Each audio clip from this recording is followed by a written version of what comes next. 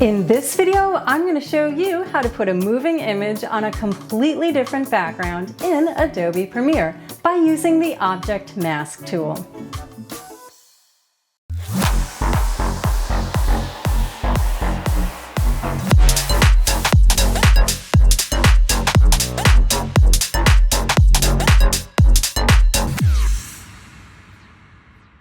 Hi and welcome back to DIY Film with Merle Becker, the channel where I help you make better videos.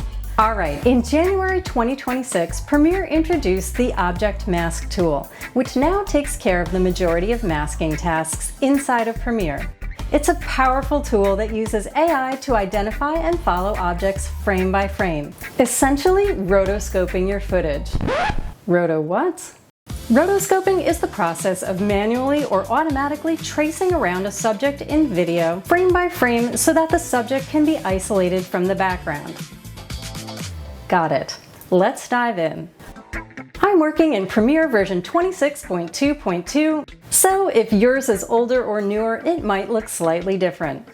First, place your clip on the timeline and select it. Next, make sure your Tools tab is open by going to Window and making sure there's a check mark by Tools.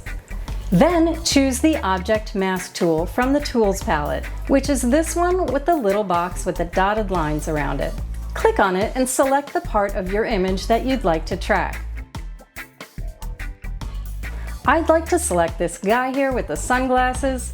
By the way, if you'd like to select more than one object in your clip, or the selection tool isn't being as accurate as you'd like, you can also select parts of your image by drawing a lasso with the same Object Mask tool. I just want the guy here though, so I'll click on him.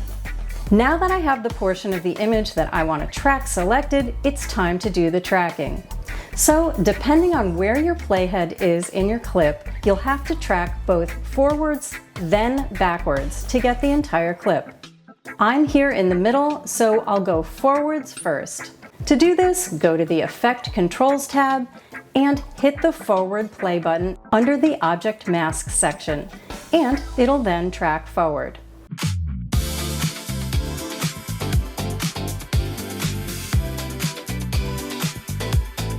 Then go back to where you started your tracking on your clip and track backwards by hitting the Reverse Play button under the Object Mask in the Effect Controls tab. Now you can see that Premiere has tracked him with the mask throughout the entire clip. Mask creation is complete. Now it's time to put him on a different background. This next step is an important one.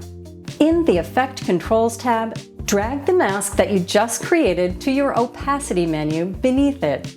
So here's my object mask labeled as such, and I'm going to simply drag it down here under the first word opacity. It's between both words opacity. And now you'll see that his original background has disappeared. Now you put the new background behind your image. To do this, simply drag your video clip up to video layer 2 and drag the new background to video layer 1 beneath it. Then adjust your clip accordingly to make it look more natural. I'll just modify his scale, move him down a bit so we don't see that part of his back that's cut off here. And like magic, he is in the desert. Good thing he's got those sunglasses. And that's it. Alright, rotoscopers, as always, if you found any of this to be helpful, please give the video a thumbs up, subscribe, and hit the bell so you know when the next one is posted. And I will catch you next time.